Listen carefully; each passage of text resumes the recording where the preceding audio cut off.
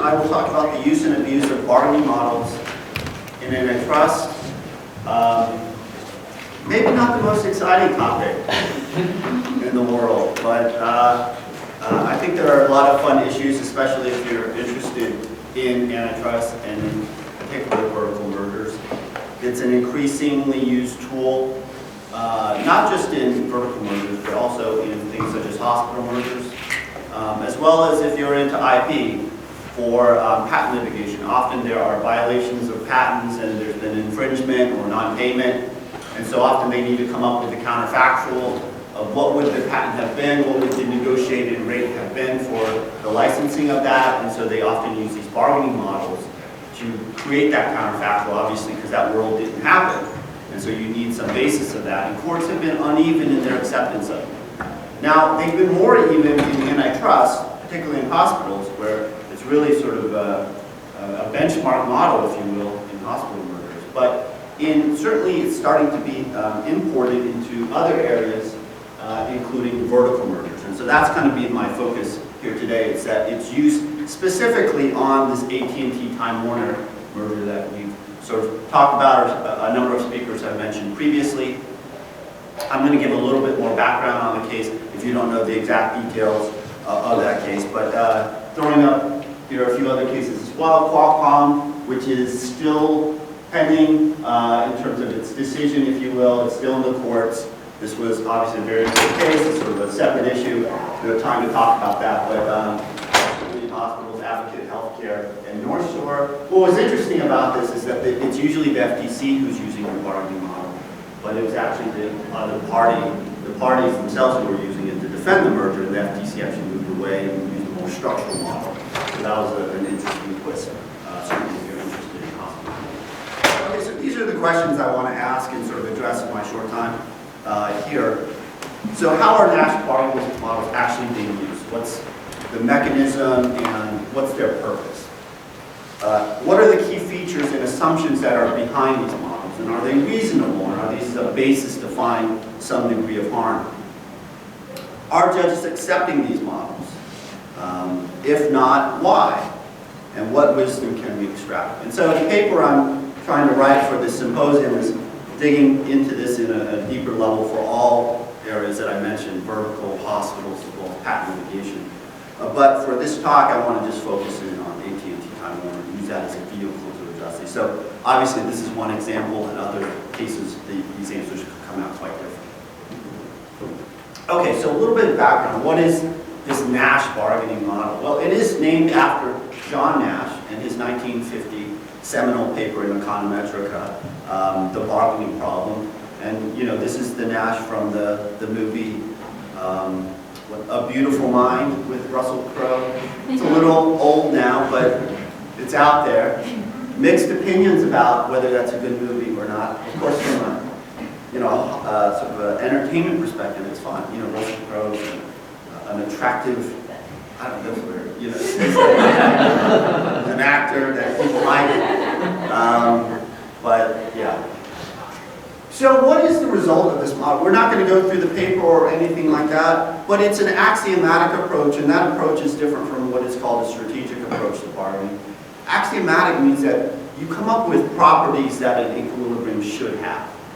What are some reasonable things that we would want an equilibrium to have? And that's what Nash did. Rather than actually describing the bargaining process, such as there's an offer, a counteroffer, and what terms are being precisely negotiated, that's more of a game theory approach. And so Nash just took this axiomatic approach and came out with a solution. And that solution is quite simple. And again, some would say, wow, that seems real obvious.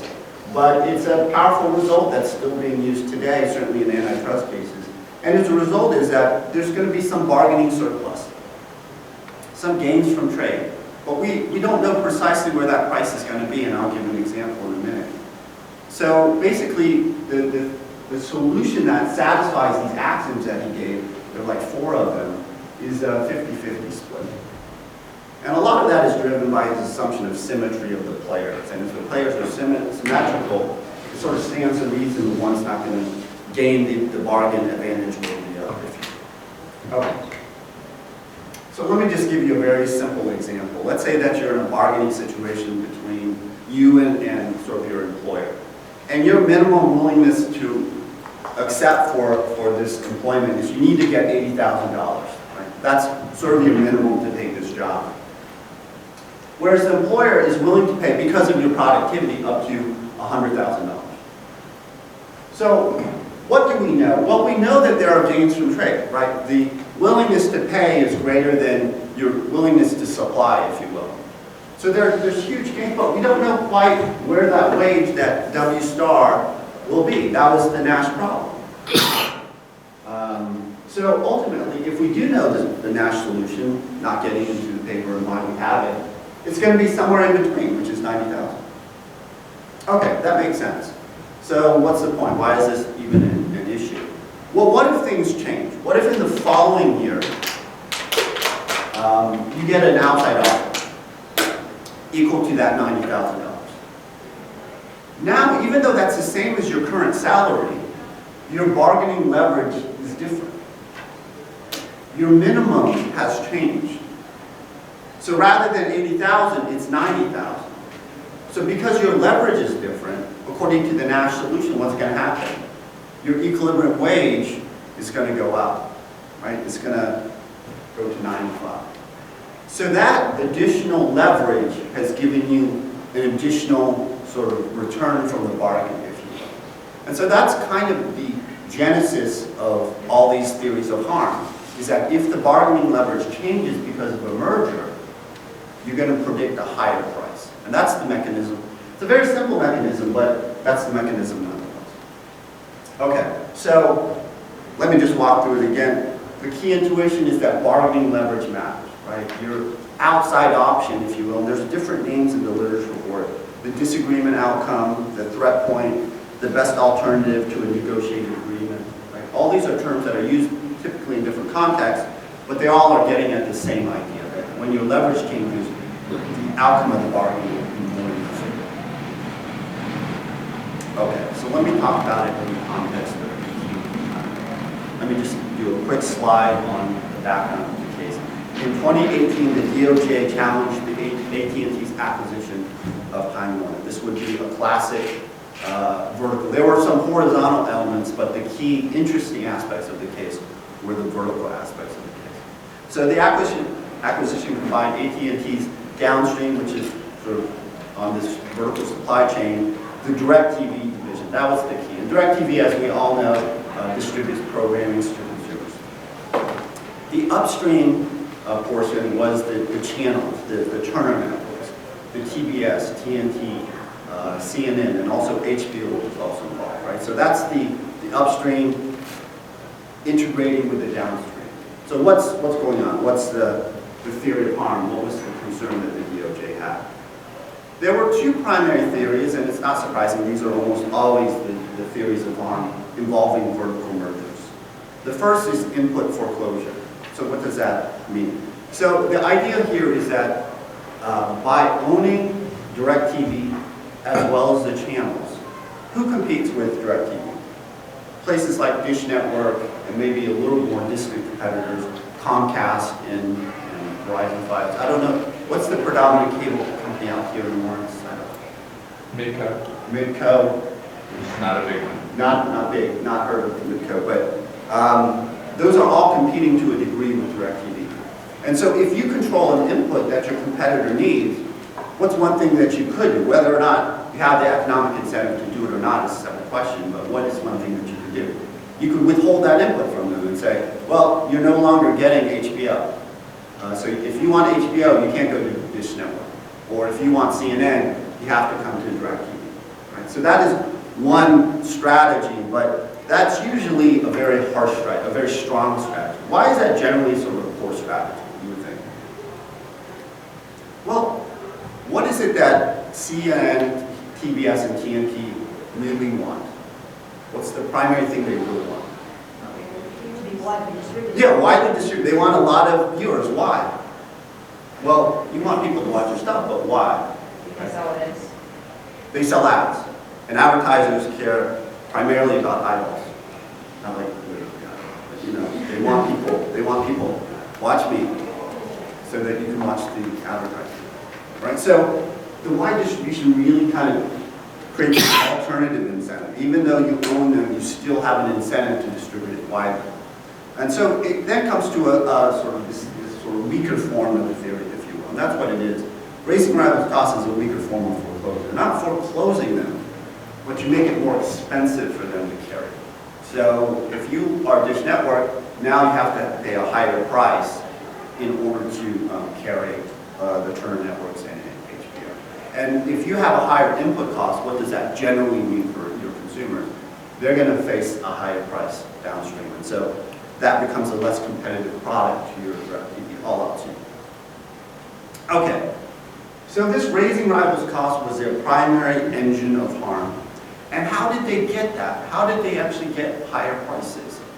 Well, these prices are set by negotiation. And so when Dish Network wants to carry CNN or the other Turner networks or HBO, they get into a negotiation with AT&T. And they say, well, okay, what's the price going to be? Because there's a set of what they call an affiliate fee, which is the price per subscriber. And so they negotiate over that. So you need a mechanism to show that post-merger, they're going to be able to raise that bargain, that price after the bargain, right? How do you extract more from DirecTV and raise the price of your input? These aren't prices that you just set, you negotiate. And so you need this Nash, or a form of bargaining model, so they use the Nash bargaining model to get that result of a higher price. Okay, hopefully that makes sense, and that's the broad mechanism. So just as a visual, I probably should have thrown this up a little earlier. The link is not working, but up there you have the channels. That's, I believe, all the Turner networks. And then they charge these affiliate fees, which is the per subscriber fees. Often these fees are very low, like 50 cents or $1. Now for Turner, I'm sure it's a little higher, but those are the different kinds of fees. ESPN is notorious for charging very high affiliate fees. And so pre-merger, they were charging it both to DirecTV as well as Dish, and then here you have this horizontal competition. And so one of the things that you get to take away from doing antitrust enough is that all theories of harm, including vertical, if you really have one, comes down to effectively horizontal competition. This vertical is just a channel to affect the horizontal, whether you or upstream. Okay, so what happens after the merger? Well, now they're aligned, right? They're one company. You have these Turner networks and DirecTV as being one network. And they still want to distribute, because we're not doing the foreclosure strategy, we're doing the raising rivals cost strategy. They still want to sell to Dish, but at a higher affiliate fee, and the way they get that, as mentioned, is the bargaining model. And why can they get a higher fee through the bargaining model? This is the key, and I'll talk about this in a second. Because they are competing. And so when you disadvantage Dish and they face a higher price, that's going to make them less competitive. And all else equal, that's going to create a diversion or a flow of sales back to DirecTV. So that's the mechanism in which their bargaining leverage is different post-merger. As mentioned in that simple wage example, you need that bargaining leverage to change post-merger in order for there to be that predicted price increase. And so that's the change in the bargaining leverage, in that there is now a higher opportunity cost from the integrated firm of dealing with Dish and setting a price for Dish. Because why? If you sell to them, let's say at a really great rate, for some reason you really want to distribute the product, you sell at a great rate, what have you just done to yourself? You've kind of hurt yourself here, because now this is going to be really attractive to consumers and take away the margin and benefits you were getting from them being DirecTV customers. And so, alternatively, if you raise the price to them, you've now made this more attractive. And so it's changed your leverage, and so you now need a higher affiliate fee to compensate you for selling to your rival, because that's in effect hurting yourself. That's the leverage change, and that's the mechanism that drives the Nash part of it. I did put up here, and this was mentioned by Chris earlier, is the elimination of double marginalization, and that's also a key consideration when we look at this merger. Okay, so there are three effects that the DOJ really focused in on, certainly Carl Shapiro, who was their economic expert. The elimination of double marginalization, the higher affiliate fees, and these diverted sales. If these sales, what if this diverted sales are really low? What if this is basically zero? think is going to be, what's going to happen that you, what would you think your intuition would lead you? It's going to be, you're like, oh, the leverage isn't that great. It's not that great. I need this. I need this to be important for this to be there. And so some of the challenges to the DOJ's case by the parties was, well, maybe you didn't measure this right, or this isn't that strong, right? So there's different, and it's a fair critique. That doesn't mean that they're right, but it's a fair critique because that it's very central to the result that you need that. So I'm just summarizing what I put in the picture previously. I do want to talk a little bit about the elimination of double marginalization. And if you're not like marinating in antitrust, and I don't know why you would be, that's an image. I don't know. I don't know what you would be marinating in. Double marginalization, what's worse than one monopoly, two monopolies, right? That's the whole theory. And the idea there is that at each level of the supply chain, you're putting a markup. And that creates an inefficiency every time you do that. An integrated firm will just put one markup, and sort of an optimal integrated markup. And that's actually better for consumers and themselves than having two separate markups. And that's sort of the efficiency that's often recognized, but there is a movement now by Salop and others to not credit that for mergers. Because this is often almost an automatic. And I don't think it should be an automatic, but it certainly is a powerful efficiency, I think rightly so. And that was the argument that you can replicate the elimination of double marginalization through vertical contracts or controls. But contracts and controls are imperfect mechanisms to replicate vertical integration. I would then say, though, that if they are being used in a pro-competitive manner in that way, do we start to change the presumption of vertical controls from something that is kind of viewed poorly and bad to something that's more pro-competitive? Maybe I'll take that trade-off if that's actually what's happening. Okay, so what are the two bad things that could happen again? Is the higher affiliate fees and the sales. Okay, so why does Turner have more bargaining power post-merger? Well, we walked through this, but let me give you a direct quote from Carl Shapiro in his report. The Nash bargaining model predicts that the Turner fees paid by Dish will rise because AT&T's post-merger seller min, kind of that $80,000 that you have to get moved to $90 in our example, for the Turner content license to Dish will be higher than Time Warner's pre-merger seller min for the Turner content. And basically, he's saying the bargaining leverage has changed post-merger, and that's going to create an incentive to raise the affiliate fees, and that can be sort of an anti-competitive effect from the acquisition. I'm just going to put in words what I said earlier, sort of in these slides. The opportunity cost of the Turner network striking a deal with Dish is higher post-merger because it harms their own DirecTV and it makes Dish relatively more attractive. So anytime they strike a deal, it helps their competitor, kind of hurts themselves downstream, and so they need a higher return to compensate them from that. Okay, so this is also an exhibit. I know it's hard to read. This is from Carl Shapiro's report again, but here's his predicted, it's just a big number, predicted carriage fee to Dish. But he credited the elimination of double marginalization, but as you can see, not as big as that big. So that creates a net effect of a higher affiliate fee, and that's going to create anti-competitive harm, etc.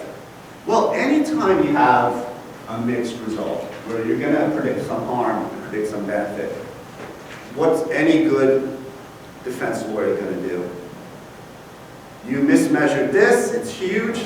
You mismeasured that, not so huge, right? And so that was the epic battle royale, if you will, in the courts. And it was in front of Judge Richard Leon. So sounds fairly straightforward, right?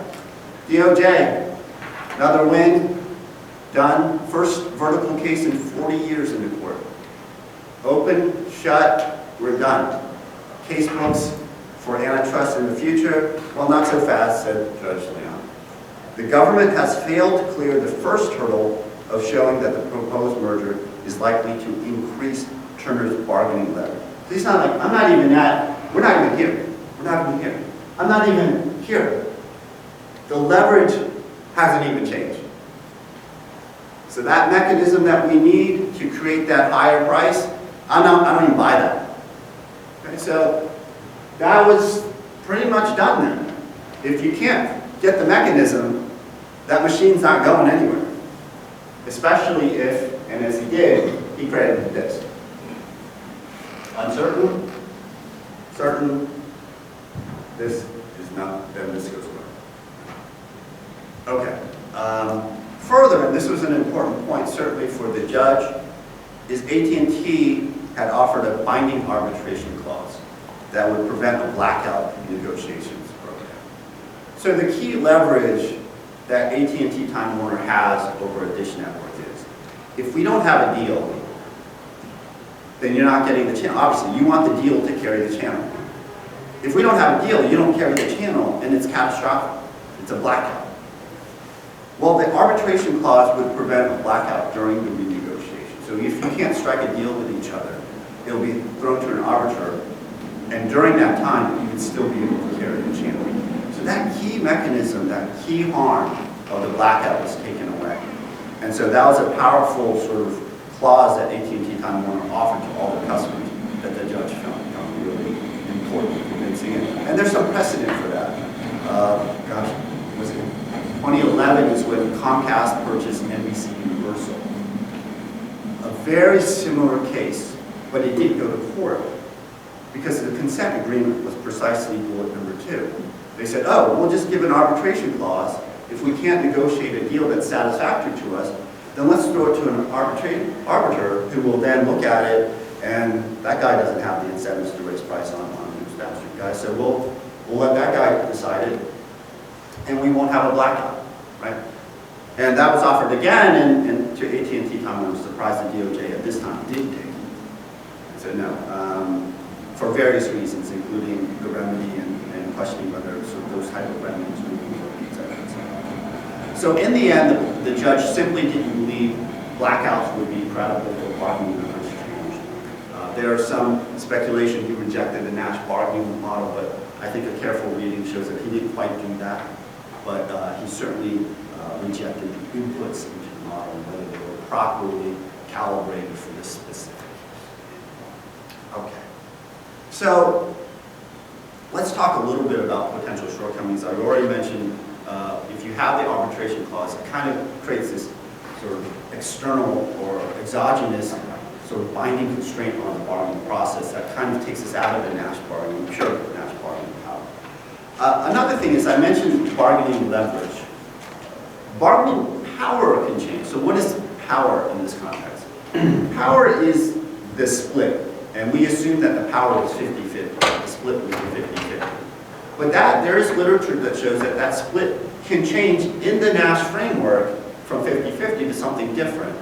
And probably the most important is Rubenstein, who shows that your relative patience doesn't affect your leverage. Because leverage is about outside options. It's about your patience to do the deal. And if you are impatient, relatively speaking, you get less than the 50-50 split. There's an important paper, and it shows how that process works. So then the question is, post-merger with a larger sort of integrated firm, are they more or less patient? It's not clear to me that that's equal and that's the same. So maybe power changes and leverage doesn't change per se. Now, I think it's still reasonable to say, hey, look, pre and post-merger, let's look at the things that are most likely to change. This is a bit speculative. I don't want to emphasize that. The final point, though, is I do think really relevant, is that Turner networks really thrive and they are the most profitable, certainly at higher affiliate fees. That benefits them, clearly. But what really benefits them is higher advertising. And you want wide distribution for that. And so by raising your price and sort of making it more difficult to distribute your product and making Dish less competitive because they'll lose subscribers, you're necessarily lowering your advertising base from that. And so there is this strong incentive, especially for multi-sided platforms, which television networks are, to have wide distribution. As Chris mentioned, a multi-sided platform, you're trying to get together, at least on television networks, two groups, viewers and advertisers, all on that same platform. And if you don't have viewers, then you're not going to have the advertisers to create that network effect of bringing those advertisers. there's these strong effects that television markets have that really sort of mitigate some of the concern about trying to foreclose or raise your rival's costs. Not completely, you can still have an incentive, but it mitigates it at least to some degree. Okay. Now, it's a little bit different from HBO, though. So HBO was also, let's switch out Turner Network. There's also a concern for HBO. Is HBO a two-sided platform?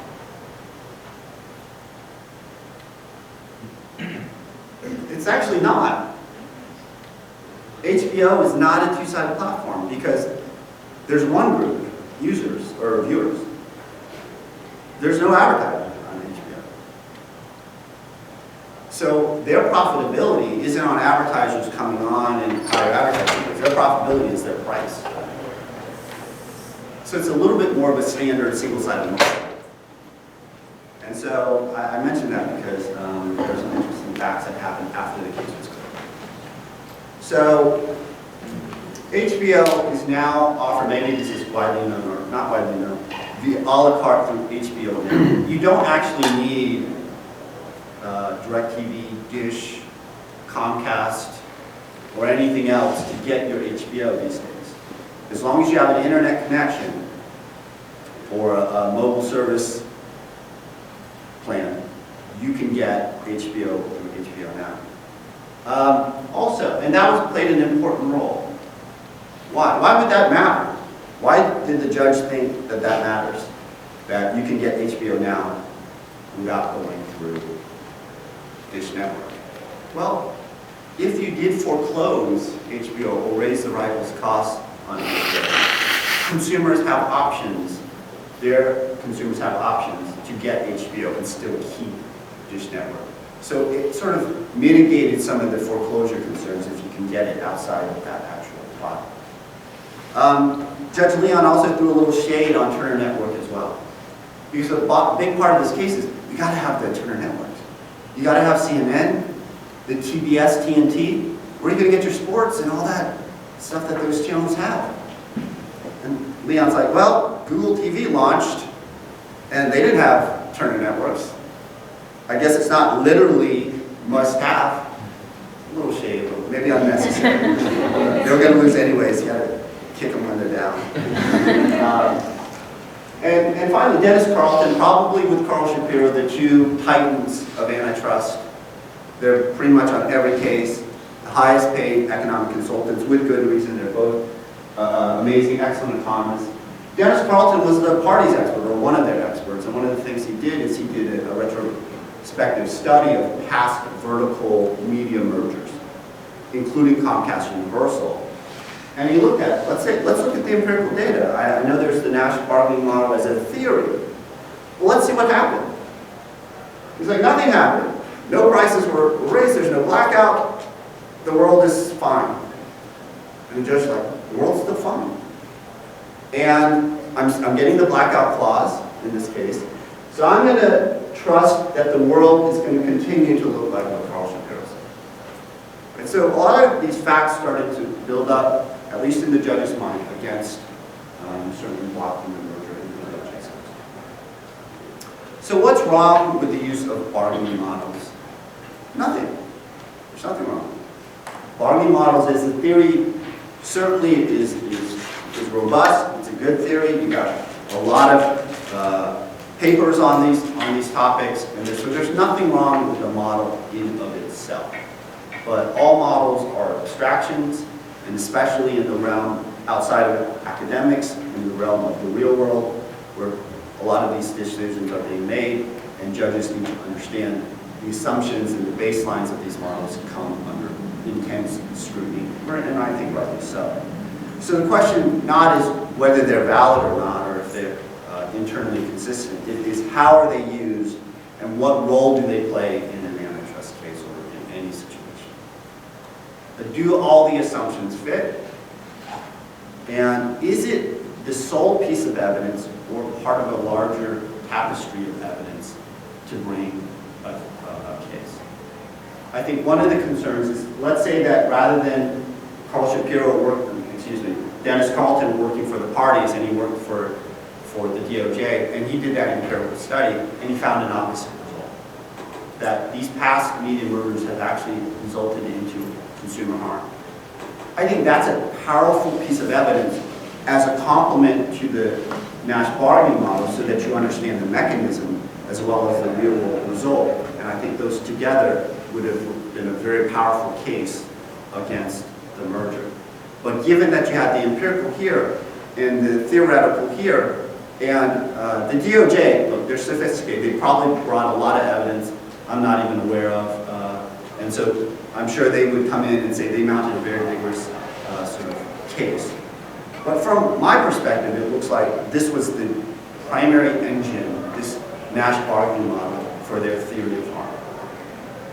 And short of anything more, at least from my perspective, it looked like you're thirsting for a little bit more certainty because this is such an abstract model.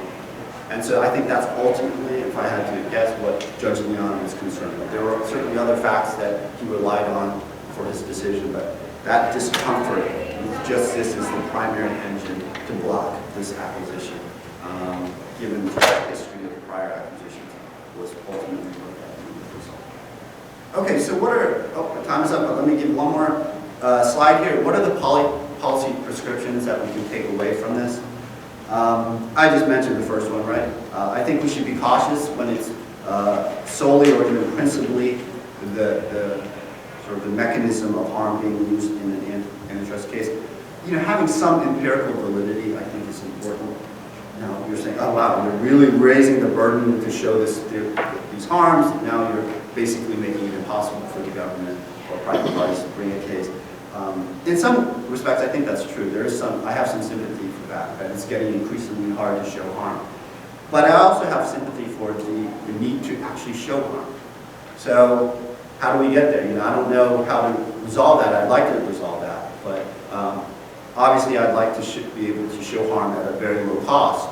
But sometimes you can't, and so I don't know how to weigh that. But ultimately, I think actually showing harm is important, rather than doing a minority report sort of situation. I'm not saying that was this case, but where you're kind of, I know this guy's going to do harm, I can't quite show it, I'm going to preemptively stop this action.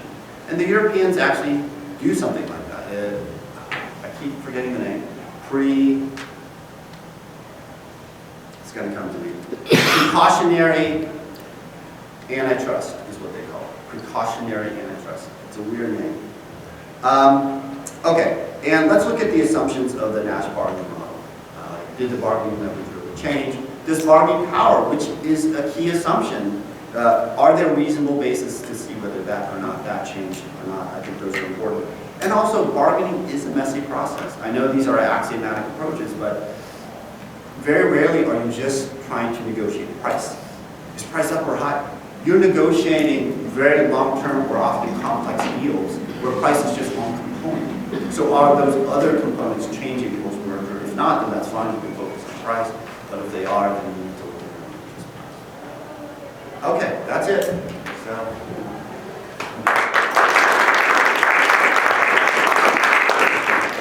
Questions, comments for John? So post-merger, prices have gone up rather than gone down. They said that they were going to reduce prices, but immediately after the merger, they raised prices. And they said we've never had blackouts, but since the merger, they've had blackouts. So basically, everything they said would never happen happened within the first 6 months. So let's talk about the blackout. So the blackout is primarily on HBO with Dish Network. So that was the main thing that people point to, and I think probably it's a good question is, look, there's a blackout. Aha, the judge was wrong. But what was the blackout over? HBO. And HBO, to me, why is there still not a deal with the parties and Dish Network? How can they go a year plus without offering HBO? Because they can get it outside of Dish Network. I think that's, to me, the explanation that was brought up in the case, that's not going to be as big a concern because you can get it. Now, look, the blackout, that's an inconvenient thing. You got to now get an app, and stream it rather than getting it through the Dish Network. So I don't want to suggest that it's all rosy. But it did mitigate that sort of concern in that you can get it in that way. In some ways, the court sort of anticipated that, and it did come to reality. And Dish still has problems outside of DirecTV as well with other blackouts. So it's not clear to me, why or whether it's causal that the merger is the reason why HBO was bought out. And finally, if you believe the reports, they were offered the same deal previously that they had going forward, but they rejected that. They wanted a more aggressive deal. And so, again, I don't know the precise reason why we have it. It is a hypothesis that it's causal because of the and so that's a possibility. But I think there's some reasons to believe that it's not precisely causal. Higher rates. Yeah, I'm not going to pretend to make a defense of that. I know there's shifting trends and cord cutting and different. They were surprised by the rate of subscriber loss and various things. So I don't know. A lot happened, but yeah, maybe it was wrong at the end of the day. But there's maybe more to it than just that the judge was wrong. John, kind of a follow-up question then. So you noted it was 40 years since there been a case like the AT&T Time Warner, and you said at the end it's increasingly hard to show harm. Now, and this is something I wrestle with because I want to make sure that the things I propose actually are increasing social welfare. Is it hard to show harm because it's harder to actually get away with harming consumers now? Or is it hard to show harm because companies might be better at concealing harm? So, you know, the speed at which information, the plausible argument for me on why there might be less harm, speed of information, as you noted, speed of information, everybody can see what everybody's doing nowadays much more quickly. And as you noted, there's all of these different channels where consumers can divert to get HBO online, or there's all different kinds of product substitutes across industry types. So is that a good explanation more plausible? Is it that there's more concealment, or is there? I don't know if it's more concealment, but there seems to be a growing demand for empirical validity for what used to be perhaps viewed as sort of presumptive results. So we still have, for horizontal mergers, the Philadelphia National Bank presumption, which is a structural presumption that as you sort of get more concentrated in the industry, the presumption is that that's going to result in higher costs to consumers and such. Now, there's clearly a group of people who really hate that presumption and those who think it's pretty good. But horizontal mergers are a little bit different because horizontal mergers, you are always losing, and someone mentioned this, a competitor. You are always losing a competitor. Now, you can have efficiencies that can outweigh that, but that fundamental reality is quite different than a vertical, where you are not losing a competitor. You still have N at each level, N firms upstream and N firms downstream, post and pre-merger. So there's no delta in the loss of a competitor. And so I think that should rightly change the presumption. And so if you don't have that presumption, and this is why vertical cases I think are hard to bring, and I think perhaps rightly so, is that that presumption isn't there. So now it's really an equal battle of efficiencies and harm. Whereas for other conduct, such as horizontal mergers, it is tipped in favor. And again, I think that's a reasonable cost savings approach in favor of anti-competitive harm, because that loss of a competitor is very powerful, especially if they're close competitors. So often those cases are about how close a competitor are they. And once you determine they're close, you then almost have that presumption. Whereas in vertical, you don't have that, and so you need to go through all these procedures. And so that's what the attempt of Steve Salop with his V. Guppy, that's what Shapiro with his Nash bargaining model. They're trying to change the environment to create a presumption that input foreclosure or raising rentals costs for vertical is a viable and reasonable proxy for what will happen for all vertical mergers. And I think we got to be really cautious about that. I'm a little resistant to that. I'm not sure we're there. I think the empirical literature certainly, while dated, rejects that approach. And so consequently, again, it gets back to my point. I don't know if it's concealment or anything. I just think it's because the presumptions are different. And so the requirement to show harm is higher, and that almost necessarily involves some degree of data. And then data often involves assumptions and bad data, and then that can open themselves up to criticism, perhaps a little unfairly, but that's what happens. Yeah. So this is a little bit off the subject. That was terrific, by the way. I've not really gotten my head around this case, so that was very helpful.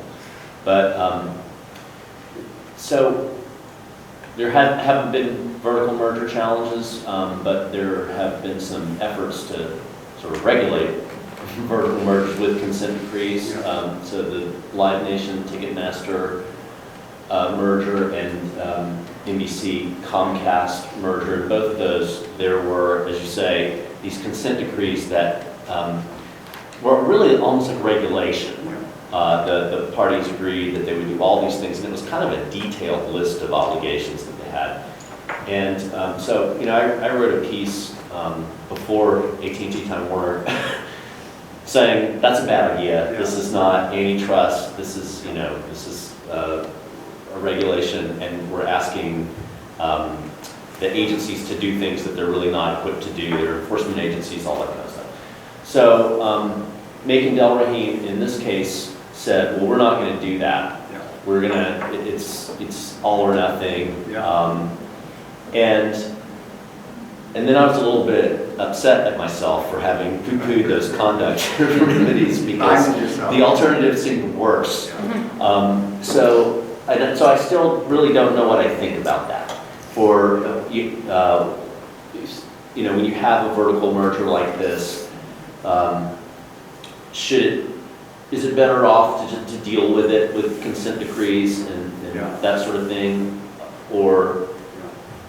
I ultimately do think it is, but I share your approach because every practitioner of antitrust prefers a structural, clean approach to remedies than what they call misconduct or behavioral remedies, where you let it happen, but then you put conditions on them, like you have to have an arbitration clause, where we're kind of overseeing whether or not you're complying with that. And Del Rahim came out with an important speech saying, you know what, we're not going to do that anymore. We need to get that clean break. We're not regulators. And this is too heavy-handed. It's almost, I think he used command and control economy, which I think is a little strong, but that's where he went.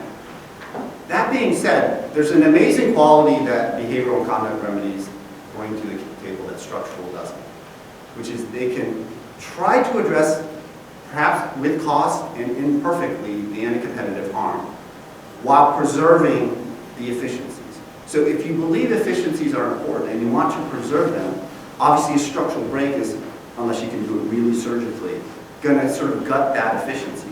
So if you need the organizations to come together to gain the efficiencies, and you're pretty certain that they're there, and in this case, the EDM, the elimination of double marginalization, seem to be fairly robust, then we want to preserve that. And then sort of, yes, taking the imperfect of trying to address anti-competitive harm with high administrative costs, and maybe you're not doing it perfectly, I think that's also really important to do. So, long story short, I think the use of behavioral remedies should be quite narrow and targeted in only certain areas. And for me, vertical mergers, where the efficiencies are strong, is probably that lane. But outside of that, we should be very cautious of using it outside of that area. Anyone else? Okay, thank you very much.